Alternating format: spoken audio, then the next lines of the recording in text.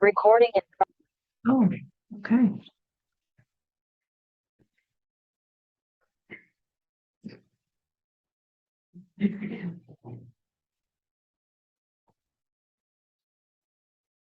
Come on, Zoom. You can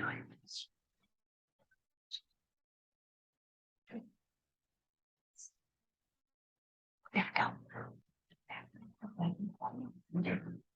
There we go.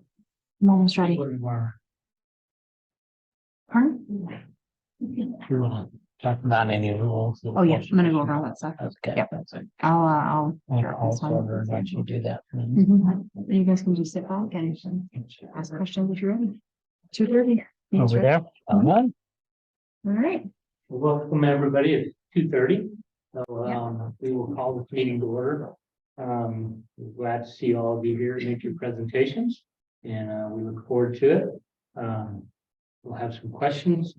Actually, I'll let Dusty go over the rules of the presentations. Hello, I'm Dusty. I've met and talked with both of you, maybe on the phone or just via email, but I'm glad to have you guys all here today for presentations. We've been doing this for several years now, and the board really appreciates it. It just gives them a chance to have your guys' grant come to life and gives them an opportunity to ask any questions that they may have before they score your guys' grant presentations. Just kind of a reminder, you get 5 minutes. And so I'll kind of give you a heads up at about the 4-minute mark, and at 5, I will cut you off just because we want to make sure that we can keep going. And if the board asks a lot of questions, it doesn't mean you did a terrible job on your grant application. And if they ask no questions, it doesn't mean that there's anything good, bad, or indifferent either. So their questions don't correlate at all. So just be prepared. And we do have one change in the grant presentation. So Clifton's presentation is going to be taken care of by this wonderful man over here, but he's not with Clifton. So please don't ask him any questions. He probably can't answer them for you, but he's pitch hitting for them. So we like your guys' spirit of camaraderie. So thank you. So we are going to go in order.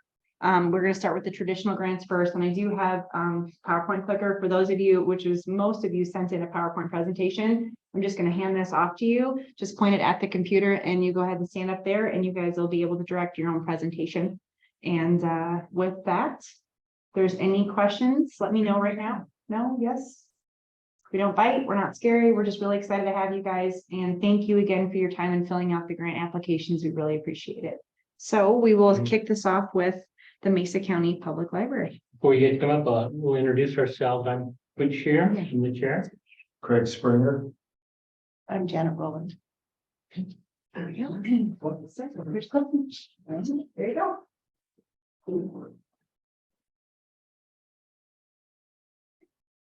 Right. Thanks for being here this rainy afternoon. This is so awesome and happy to be in the rain. I have with me today Cheryl Lucas from our foundation board. I have Amy Schiffbauer with our interim development director and Abby Landmeyer with our district trustee board. I'm Michelle Wobby Fox, library director at Mesa County Libraries. We'll see. Uh-oh. Here, I'll just.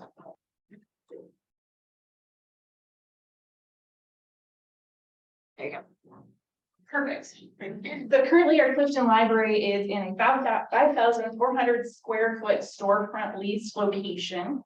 It has one meeting room for 12 people and it has one study room for 2 people. All of our large programs happen in the open library area where people are trying to use computers, get help from library staff and whatnot. So you can see we very much fill up this space.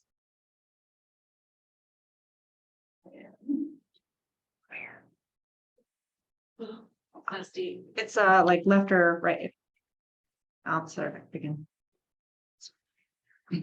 There's like 2 buttons together here, and I think I'm clicking them both at the same time. So when we have adult programs in this space, we have chairs there. That is prohibiting our families from choosing children's materials on the outer perimeter of the library. They're in the way there. And the parking lot, we fill it all up, and we have neighbors in our Lease storefront space, and we no longer have parking for their customers. Okay.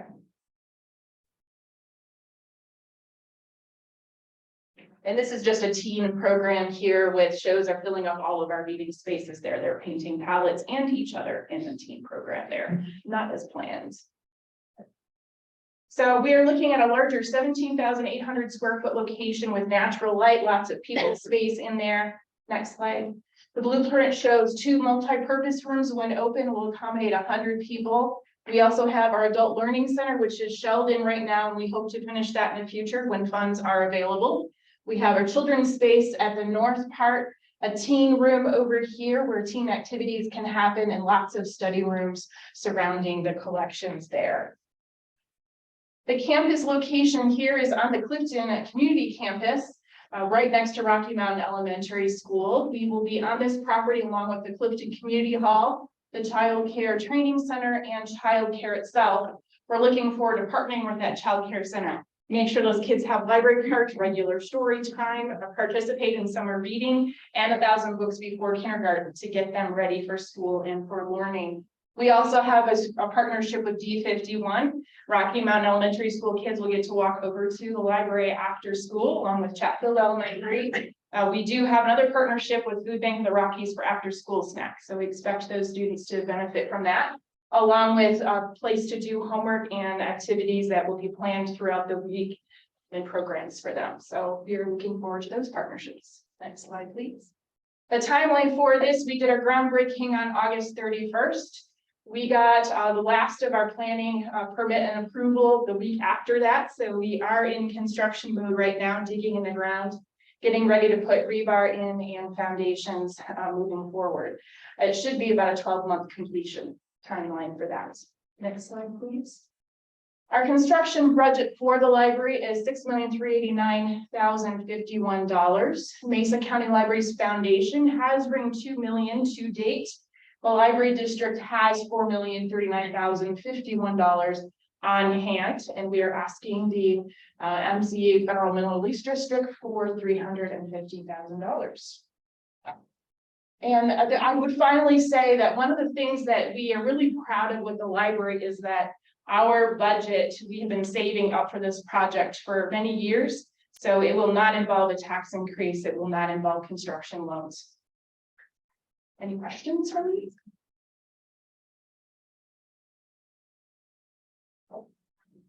I know a lot about the projects. Anything else you'd like to share?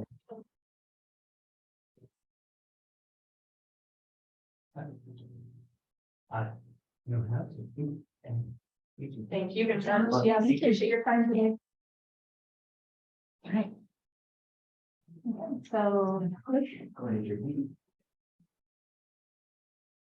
okay. Shouldn't be error over. Remember, no questions, please. My name is Chris Engel. I'm a deputy chief with the Grand Junction Fire Department, and I'll be subbing in for Clifton as the person that was supposed to do the presentation. Unfortunately, was ill and couldn't make it here today. So we're going to talk about the ambulance request that they're looking for. Basically, what they're looking at trying to purchase is a brand new ambulance to replace a previous ambulance. And the full reason why, when you look at the services that they provide, they provide first response services, and they routinely tax these units, and they do run quite a few calls. So as you can see, this just gives a basic rundown of basic responses for EMS, emergency responses, community education programs, as well as helping their neighbors, helping Grand Junction Fire, as well as other departments around. So the service model that they use, they look at utilizing paramedics on their ambulances along with fire apparatus when they have staffing available. They're running into the same challenge that most fire departments are hitting with medics, as well as these ambulances respond to structure fires, wildland assignments, and others to provide emergency medical aid to firefighters and personnel on scene. So one of the biggest challenges that we're seeing in the EMS field, and this is across the country, is a dramatic increase in call volume. With that increase, we're increasing the wear and tear on these ambulances to where they become highly unreliable. So that's the whole purpose of trying to get another unit to where it can be more reliable, to where it won't break down on a call, to where it will run more efficiently and be able to serve the community better. And then just demographic challenges, what they're showing here is obviously you have the Clifton Fire Response District, but you also have 2 volunteer districts that they respond to. So they provide ambulance service to them, and some of those areas can get a little rough and beat up an ambulance pretty good. So that's another issue of the wear and tear aspect. And then they have various performance indicators that they look at to measure success on their EMS programs. And what they look at is obviously dispatch response times. And the biggest one they look at when you look at this list here is the clinical performance. And we all look at cardiac arrest outcomes. How fast do we get advanced life support on scene to be able to affect an outcome if somebody goes into cardiac arrest? And so they, just like we do, look at that on a quarterly basis and see where our numbers are and try to figure out how we can improve. And if you have apparatus that's getting worn down and beat down quite a bit, it has an effect on the overall response. Just like we talked about, key challenges that Clifton's facing, this has been identified in their strategic plan, rising demand for services, and that's all services, fire, EMS, special responses, health system impact. And what that is interfacility transfers, transporting from nursing homes to St. Mary's or wherever it may be, or taking patients to the Front Range or to Salt Lake City. And then meeting community expectations, being able to meet those service demands that the community expects. And with a good, reliable ambulance, they will be able to meet this. And then just real quick here, just more of their strategic plan, their priorities.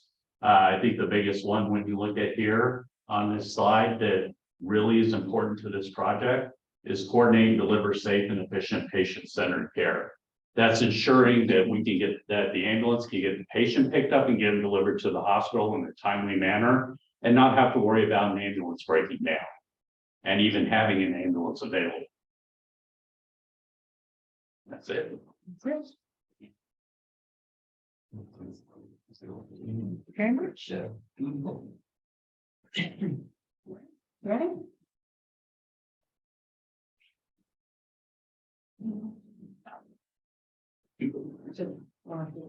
Okay. Thank you.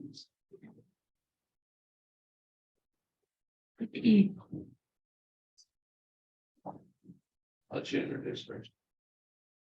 Bruton, the interim fire chief of Platte Valley.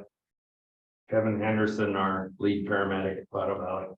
Kevin did all the work for this grant, so I'm gonna let Kevin do the presentation. So just a little bit about our department. We're a smaller department, we're a combination. So we currently have 6 full-time staff, a part-time secretary, and 15 volunteers. So what we're looking at doing is replacing our brush trucks, the cabs and chassis portion of it. The units and pump is still in good workable condition.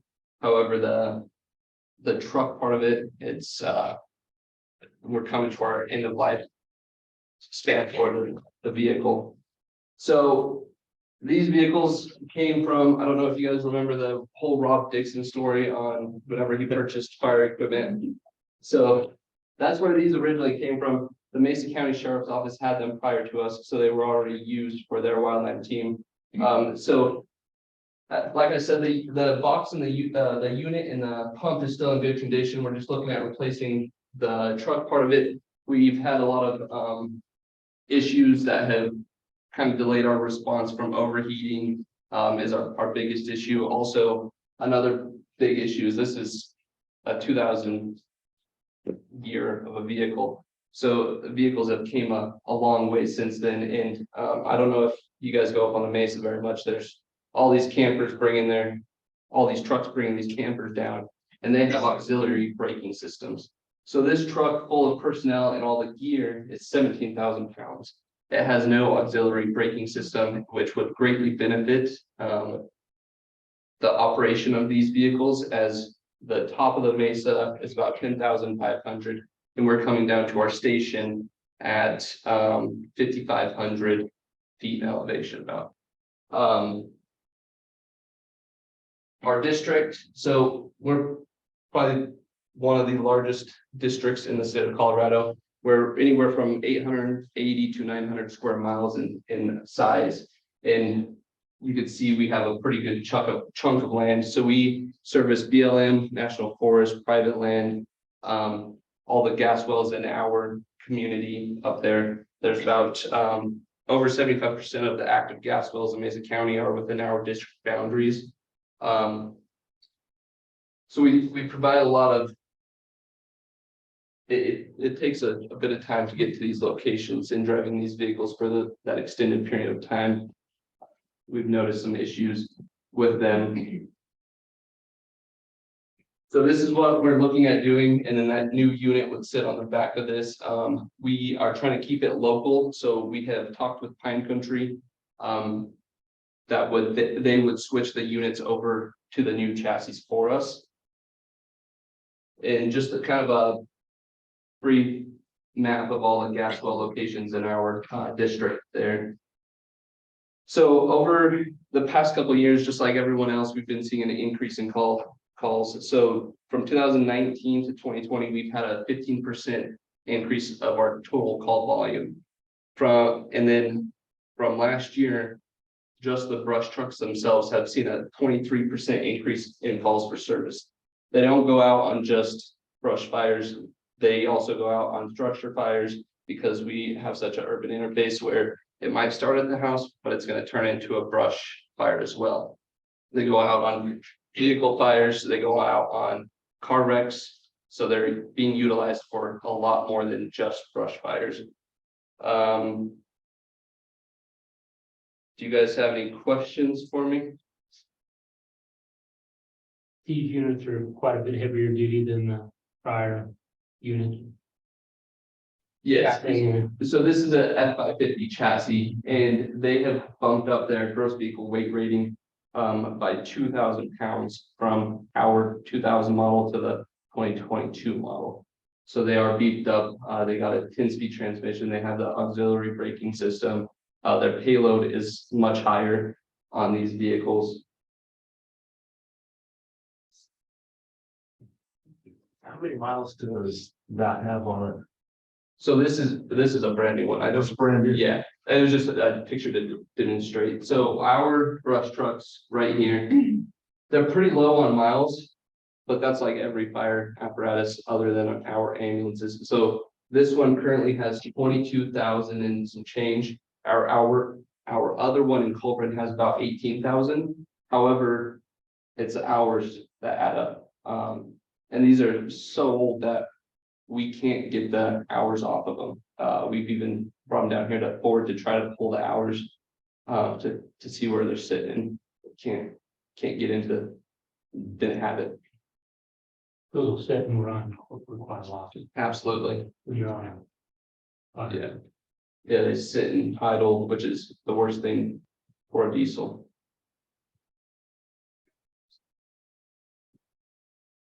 Any other questions?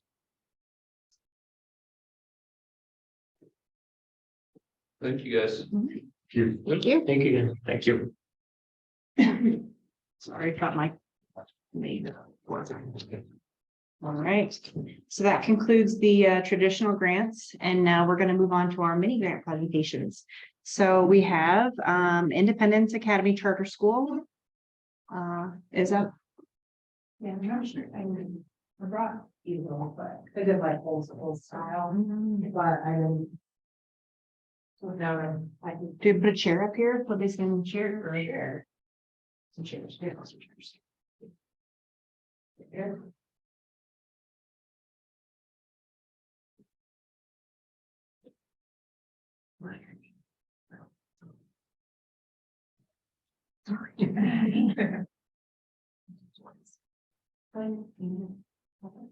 Yeah, it's chair. Okay. Sorry. So. This is like garbage. My name is Lisa Gonzalez. I'm the Independence Academy Charter School. We are a charter school off of 29 Road. I don't know if you've ever been to our campus, but we have about 41 acres. mostly undeveloped, which is nice and also poses some development issues for us too. But what we really like about it is that it affords us to be able to like re-envision education. We do a lot of outdoor education. We do a lot of community education in that we're expeditionary. So our main concern is allowing kids to do, not just to hear about. And so we have a lot of community partners that come and we do projects with them. One of our most recent projects was with Alpine Bank doing robotics. And so when one of the greatest things, I think, assets that we have is we also have the largest arts program in the Valley. So we have 2 full-time art teachers. Along with that, we have a theater teacher, 2 music teachers, one that does guitar and one that does vocal. And we have a student population currently of 480 with a wait list of about 150 students. So we absolutely have a need for what we do. And people want to continue building our school and building our population. One of the things that we are in dire need of is a performance space. We love performing in our gym. However, it doesn't work for us. It wasn't meant to be long-term. And as a school that we boast financial responsibility, we didn't want to just like run and spend, $100,000 on a building, or 100 million, excuse me, that's like 100,000 I wish, on a building that we couldn't afford. So we believe in sustainability.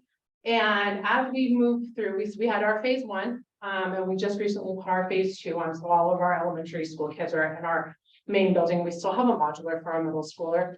We're looking in the next 5 years or so to expand into a high school.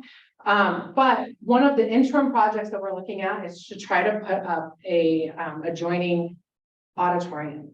So what that does is, one, again, we have the largest performing arts program and art program in Mesa County. And we have 2 partners, the Western Colorado Guitar Society and the Theater Project, who are willing to come on board with us and give our kids not just the access to theater, but also to house basically them in our building. One of the biggest drawbacks about auditoriums is they sit empty for a large portion of the year, but ours will not, because we have our community partners. Mr. Javier de los Santos is actually a teacher at our school, and he's also the head of the Western Guitar Society. So we have that connection. And then the Theater Project is a project that connects with all kinds of kids throughout the city, and does community adult projects as well as children's projects. And so we want to bring them in, and they will offer their after-school program to our students as well. So we're not trying to build an auditorium that will sit empty. We're really going to work with our community partners to kind of have an ebb and flow of constant programming that goes on, not just helping our kids, but also the other kids that are already involved in the Western Colorado Guitar Society and the Theater Project. So we're just looking right now to start the process so that we can start showing our community stakeholders what we want to do. So we're looking for the planning grant, so it's only $5,500, so that we can start saying like, this is what the auditorium will look like, this is where we plan to put it, and then we can start our fundraising for capital construction at that point. Questions?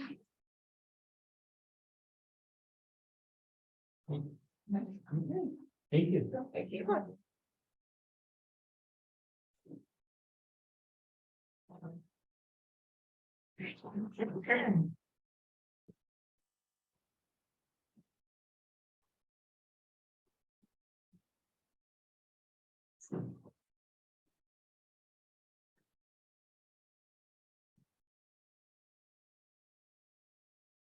Good afternoon. Thanks for the opportunity to come present grant application for the board. My name is Kimberly Boland. I'm the public works director for the city of Fruita. See our neighbors to the east back there as well. Our grant application, well, first of all, the city of Fruita is a political subdivision of the state. We're a home rule city, adopted by our home rule charter in 1981, and we operate under a council manager form of government. Our project that we're bringing forward is to purchase 2 variable message signs for the city of Fruita. We've done some cost estimates, gotten some quotes. We're roughly asking for just a little over 40,000 to purchase 2 signs.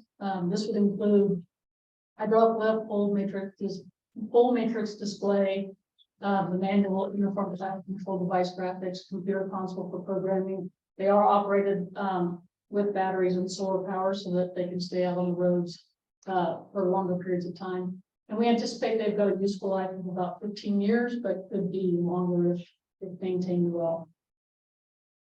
We think this project aligns well with the mission of the Mesa County Federal Mineral Lease District by distributing funds to communities impacted by oil and gas activity. Currently, Fruita has 11% of the oil and gas employees that live within the city of Fruita. And we think that this project helps align with the city of Fruita being able to communicate effectively with the citizens of Fruita and the traveling public during either emergency events or community events that might happen.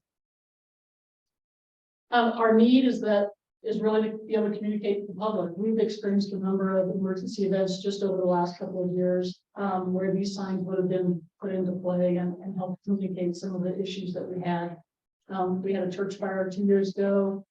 We have a number of construction projects, and a lot of times we have to alternate travel routes through the community or around the community. And then, as with other communities in Mesa County, we have a number of special events that require us to shut down our roads and move people around in a different manner than we're used to. Specifically for Public Works in the city of Fruita, we've had a number of big projects. Just within this year alone, we had a significant sewer line project where we had a collapsed sewer line that along Highway 6 and 50 that required us to alternate the travel routes of the traveling public. We ended up borrowing a couple of signs from our neighbors in Grand Junction. They were gracious enough to let us use those, but it was for a significant amount of time. 4 months it took to get that project completed, and CDOT required that we had those types of message boards up on the highway. So we know we would have put them to use right away, and we know that we'll continue to use them throughout all of our projects throughout Fruita. More recently, we had a gas leak along Highway 340. Somebody had bored through a natural gas line that shut down the state highway for a period of time. Again, being able to communicate that information to the public is extremely important. As I said, Fruita have an unlimited number of special events where we are closing roads and moving people around differently. So we would anticipate that these could also be used for that. But the primary reason is really for emergency events and construction type activities. Our timeline is pretty quick. We think if awarded the grant fund, we could purchase these message boards before the end of the year. Supply chain issues and things might have a different timeline, but we feel confident that we'll be able to wrap this grant up by the middle of April of next year. The budget's pretty straightforward. It's a little over 40,000. We've got good cost estimates from vendors that supply this type of material. And we submitted a couple of letters of support as well with the application. Any questions? Sure. No. Kimberly, why buy, did a rent? You, So for just for the sewer line project alone, had we had to rent those for the 4 months that we used them, it would have cost us over $30,000 in rental costs. So it's pretty cost efficient to try to buy them ourselves. The reason why we haven't paid for them and bought them previously is just the number of projects we have competing for dollars. We do have a great maintenance program in our fleet shop that would set up through a report system of preventative maintenance. So we will be maintaining this along with all of the other equipment that we maintain. And the city would be prepared at the end of the useful life to go ahead and replace those units when it comes time. what is the life? Oh, we estimate 15 years, but certainly I think they might be able to run longer than maintain. Thank you. Thank you.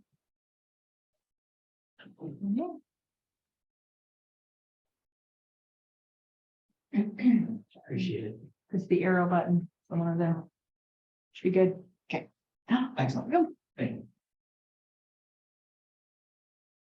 My name is Lieutenant Trevor Nislanik. I'm here on behalf of the community of Palisade, the Palisade Fire Department, and of course Chief Balky, who's called out of town. Person, so I'm stepping in for this presentation. I'd like to thank you guys for giving us the opportunity to be part of this grant process. I'd like to thank Deputy Chief for stepping in and helping out our neighbors just to the west Clifton. I'd like to thank Plateau Valley, who also borders us over on our east side of our district, for giving their presentation. So I get to be the third fire department, so I can be a little bit calmer about saying there's a need out there for all of our fire departments in the valley. And what we're looking for our need is some personal protective equipment, as well as some scene equipment with gas monitors and thermal imaging equipment. The Palisade Fire Department has 20 members. We are a combination department. We have some full-time, some part-time and volunteer members, and a very limited budget with our ability to do capital projects. Over the past couple of years, we've seen a big rise in the number of our calls. This past year for 2021 was our first year having over 1,000 calls as a department, and we had 1,089. Traditionally in the past, we've been in the 800s, 900s, 700s. So we continuously are seeing more and more calls into our district. With that includes not just EMS calls, but fire, rescue, and hazmat. We have a critical section of the I-70 corridor stretching from Clifton up to the Beavertail Tunnel. In that area, we've seen an increase in vehicle accidents involving energy equipment, chemical spills, and a lot of different hazards that this equipment will really help us with. Our neighboring agencies are always there to help support us, but we can't always rely on everybody. Clifton was talking about the need for more of the ambulance services, as we are one of those departments there sometimes coming to support. Sometimes we have to go support them. And in that, we need additional equipment. We work with our local law enforcement, whether it be our Mesa County Sheriff's Office, whether it be the Colorado State Patrol or the Palisade Police Department on various issues that sometimes require hazardous material handling or carbon monoxide leaks, natural gas leaks, any of those pieces that are going to require some additional gas monitoring. We do work with Excel Energy and other local utility companies, and we are always looking to expand our services and our ability to help the community. The gas monitors that we have chosen are the NSA multi-gas detector. We do need 2 of them. We currently have 2 at the department that are in service, but we are often finding ourselves in different locations needing multiple monitors. As we have multiple people on scene to give individuals monitors so they can be in separate areas and not have to necessarily always be together for our one monitor on scene, will give us a vast ability to be able to affect and help on scenes at a much greater rate. Monitoring the atmosphere is very important. Obviously, we have our personal protective equipment of our SCBAs and everything like that, but we can't use that air all the time. Being able to determine when scenes are safe for us to operate without that equipment is really important, as well as we get into more confined space entries and monitoring the air in support of the town of Palisade and our utilities in our area. The thermal imaging cameras, we're looking for 2 thermal imaging cameras that are going to give us a greater ability to see a lot of things that are not there for the naked eye. As we see an increase in things like search and rescue calls, the accidents on the interstate, and even structure fires, our ability to use quality thermal imaging cameras to be able to see the heat signatures at various scenes is going to be incredibly important to the safety and security of our members as well as our community. Being able to search for victims, we've seen a big increase in the number of search and rescue calls that we've had. Being able to utilize different community resources has been an advantage, but a lot of times that delay takes some time. Search and rescue is a wonderful organization, but they have an average of an hour and 20-minute response time to our location. In that time, having greater assistance from thermal imaging cameras allows us to get to individuals faster and start to use our skills for emergency medicine at a much higher rate, increasing people's outcomes. We're looking to upgrade structure boots. Our department has relied on a lot of hand-me-down equipment over the years, and we have a lot of structure boots that are reaching the end of their lifeline. The equipment needs an upgrade for our 20 members. That's why we're looking at 20 pairs of boots. On average, most of our equipment is going to be able to last us approximately 20 or 10 years under the NFPA standards. So being able to purchase the equipment with this grant at approximately $16,000, depreciation of $1,600 a year, we can get a good term out of this equipment, support us for a long time. I really thank everybody for their time. It's been great to be here, and if you have any questions, I'd be happy to answer them.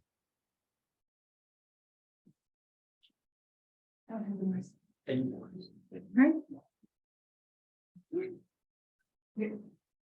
Yes.